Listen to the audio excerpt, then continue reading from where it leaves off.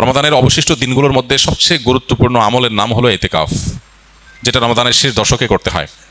ইতিকাফ অবশ্য রমাদানের প্রথম দশক, মাঝের দশক, এই দিনগুলোতেও করা যায়, একদিন দুই দিনও করা যায়, কিন্তু মাসনুন যে ইতিকাফ নবী করিম সাল্লাল্লাহু আলাইহি সাল্লামের রমাদানে, সেই প্রতিষ্ঠিত সুন্নাহ নবী সাল্লাল্লাহু আলাইহি সাল্লামের রমাদানে, সেটি হলো রমজানের শেষ দশকে ইতিকাফ করা। শেষ দশকের ইতিকাফ সম্পর্কে মা আয়েশা রাদিয়াল্লাহু তাআলা আনহা বলেছেন, কানা নবী সাল্লাল্লাহু আলাইহি সাল্লাম ইয়াতাকিফুল আশরাল আওয়াখির মিন রমাদান হাত্তা তাওয়াফাহুল্লাহ। নবী করিম সাল্লাল্লাহু আলাইহি সাল্লাম রমাদান ফরজ হওয়ার পর থেকে নিয়ে যে রমজানের শেষ 10 দিন ইতিকাফ করতে শুরু করেছেন, তার ওয়াফাত পর্যন্ত, মৃত্যু পর্যন্ত প্রত্যেক বছর তিনি রমজানের শেষ 10 দিন ইতিকাফ করেছেন। এবং আবু হুরায়রা রাদিয়াল্লাহু তাআলা আনহু বর্ণিত আরেকটি হাদিস থেকে আমরা জানতে পারি যে নবী সাল্লাল্লাহু আলাইহি সাল্লাম তার জীবনে প্রত্যেক বছর রমজানের শেষ 10 দিন ইতিকাফ করেছেন, আর জীবনের সর্বশেষ রমজান যেটি ছিল সেই রমাদানে তিনি 20 দিন ইতিকাফ করেছেন। যে আমলটি প্রিয় নবী সাল্লাল্লাহু আলাইহি সাল্লাম জীবনে কোনো বছর কোনো রমজানে একবারও ছাড়েননি, আমাদের সমাজে বেশিরভাগ মানুষের জীবনে সেই আমলটি জীবনে একবারও করা হয়নি। এর চেয়ে বড় দুর্ভাগ্যের বিষয় আর কি হতে পারে? এর চেয়ে বড় হতভাগ্যের বিষয় আর কি হতে পারে? চরম শত্রুর সাথেও তো মানুষের এই বৈপরীত্য থাকে না। এরকম বৈপরীত্য নবী সাল্লাল্লাহু আলাইহি সাল্লামের সাথে আমাদের আচরণগত, আমলগত বৈপরীত্য আমরা সৃষ্টি করে ফেলেছি। এই জন্য আমরা নিয়ত করে নেই, আল্লাহ রাব্বুল আলামিনের কাছে তৌফিক কামনা করি, আমরা ইনশাআল্লাহ রমজানের শেষ 10 দিন ইতিকাফ করব। ইতিকাফ মানেটা কি? ইতিকাফ শব্দের অর্থ কোথাও নিজেকে আবদ্ধ করে ফেলা, নিজেকে বন্দী করে ফেলা। ইতিকাফের মূল কথা হলো রমাদানের এই দিনগুলোতে যখন আমরা ইতিকাফ করব, এই দিনগুলোতে আল্লাহর ঘরে, মসজিদে নিজেকে আটকে ফেলা, আবদ্ধ করে ফেলা। দুনিয়ার মানুষের কাছে মানুষ বিভিন্নভাবে চাইতে পারে। চাওয়ার চরম সীমা হলো, চাওয়ার সর্বোচ্চ লেভেল হলো যে কারোর গেটে গিয়ে বসে পড়া, পাও ধরে বসে পড়া, যে না দেওয়া ছাড়া যাচ্ছি না, যে কোনোভাবে আদায় করার জন্য পণ করা।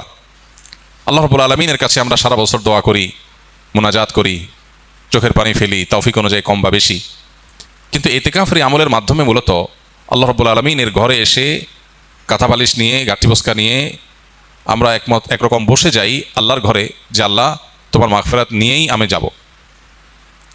কোনো মানুষের গেটে, দুয়ারে বা পাও জড়িয়ে খুঁটি গেড়ে বসে যেরকম মানুষ চায়, সেই চাওয়ার ফলে সাধারণত মানুষ খুব কমই বিফলে যায়। ঠিক একইভাবে আল্লাহর ঘরে ইতিকাফ করতে এসে একদম খুঁটি গেড়ে বসে যাওয়াটা এরকম চাওয়া অনেকটা। এই চাওয়ার ভিতরে অবর্ণনীয় এক তৃপ্তি আছে, এই চাওয়ার মধ্যে অন্যরকম এক আবেগ আছে, ভাব আছে। এই আবেগটা উপলব্ধি করার তৌফিক যাদের হয়েছে তারা জীবনে কখনো ইতিকাফ ছাড়তে খুব কষ্ট হয়, ইতিকাফের স্মৃতি তারা ভুলতে পারেন না।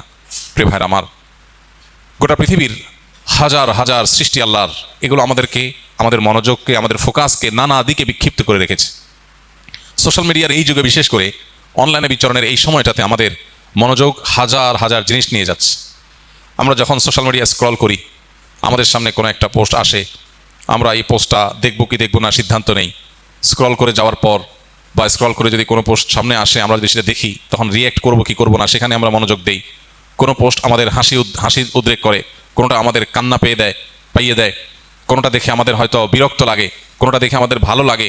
আমাদের অনুভূতি, আমাদের আবেগ, আমাদের সিদ্ধান্ত, এগুলো এত ভাগে বিভক্ত যে পরিপূর্ণ আল্লাহ রাব্বুল আলামিনের প্রতি মনোযোগী হওয়ার সুযোগ, পরিপূর্ণ আল্লাহর দিকে ফোকাস দেওয়ার সুযোগ, আল্লাহর দিকে ফোকাস তো অনেক পরের বিষয়, নিজের নফসের প্রতি ফোকাস দেওয়া, নিজের ভালোর চিন্তা করার সুযোগটা আমাদের দিন এবং রাত 24 ঘন্টা আমরা ব্যয় করে একটু বের করতে পারি না। বেশিরভাগ মানুষ শেষ কবে নিজেকে নিয়ে ভেবেছেন? বয়স কত হয়েছে, গন্তব্য কোথায়, আমার কোথায় যেতে হবে, আমি কি আসলে জান্নাতে যেতে পারবো, আমি যে ট্র্যাকে আছি সেই ট্র্যাকের শেষ মাথা কি জান্নাত নাকি জাহান্নাম, আমার নিজের কল্যাণের জন্য আমি ভাবনার সুযোগ পর্যন্ত পাই না। আমরা এত ব্যস্ত, এই বস্তুবাদী পৃথিবী আমাদেরকে এত এঙ্গেজ করে ফেলেছে, এত ব্যস্ত করে ফেলেছে, নিজের জন্য সময় দেওয়ার সুযোগটা আমাদের নাই। আমরা ব্যস্ত। আমাদেরকে জিজ্ঞেস করা হয় কেন ব্যস্ত? আমাদের ক্যারিয়ারের জন্য ব্যস্ত, আমাদের নিজের উন্নতির জন্য ব্যস্ত, আমাদের সামাজিক অবস্থানের জন্য ব্যস্ত।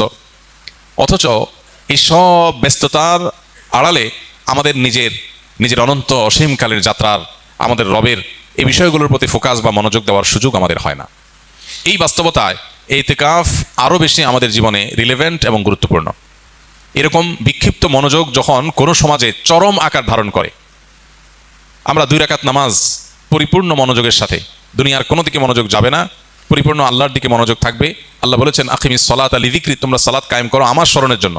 আল্লাহ বলেছেন তার স্মরণের জন্য সালাত কায়েম করতে, নামাজ আদায় করতে। এখন আল্লাহর স্মরণ যেন হয়, এটা নামাজের উদ্দেশ্য, কারণ নামাজের মধ্যে আল্লাহর স্মরণ থাকবে।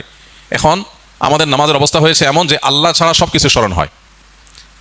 2 রাকাত নামাজ শুরু থেকে শেষ পর্যন্ত পরিপূর্ণভাবে পড়বো, কিন্তু মনোযোগ আল্লাহ ছাড়া অন্য কোনো দিকে যাবে না। এই চ্যালেঞ্জ আমরা কয়জন মানুষ নিতে পারবো? কয়জন মানুষ আমরা এই চ্যালেঞ্জ নিয়ে সফল হতে পারবো?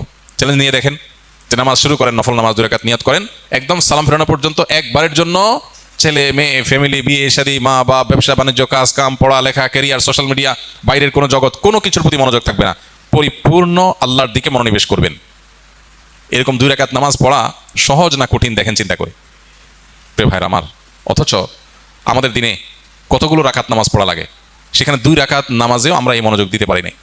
পৃথিবীতে যারা সফল হয়েছেন, যারা জাগতিক বিচারে সফল হয়েছেন, সফল ব্যবসায়ী, সফল ক্রীড়াবিদ, সফল চাকরিজীবী, সফল পেশাজীবী, যে কোনো মানুষ তার জগতে সফলতা অর্জন করেছেন, সাফল্য অর্জন করেছেন। সাফল্যের জাগতিক সংজ্ঞায় বা প্রচলিত অর্থে সাফল্যই বোঝাচ্ছি আমরা।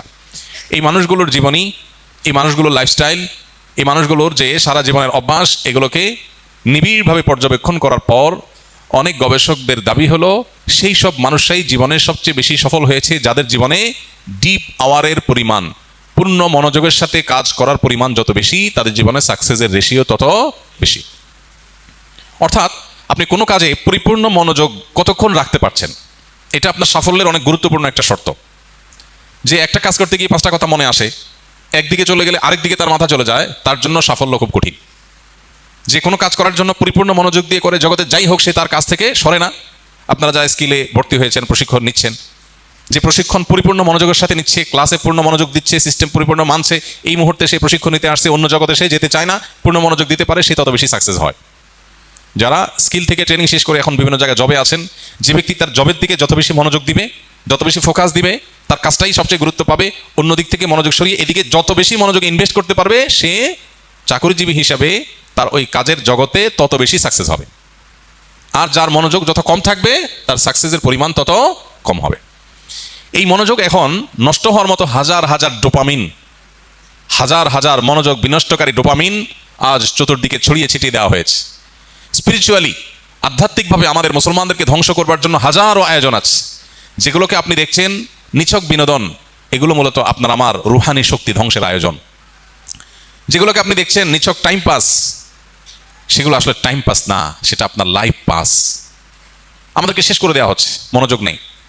2 রাকাত নামাজ পড়ার মতো মনোযোগ যার নাই, তার জীবনে সাকসেস কোত্থেকে আসবে? প্রিয় ভাইরা আমার, ইতিকাফ আপনার জীবনে, আমার জীবনে এই অভাবটা পূরণে সবচাইতে বড় ভূমিকা রাখবে। আসসালামু আলাইকুম ভাই, আমাদের ভিডিওতে একটি লাইক দিবেন, চ্যানেলটি সাবস্ক্রাইব করবেন, বেল আইকনটি বাজিয়ে দিবেন। অসংখ্য ধন্যবাদ আপনাকে।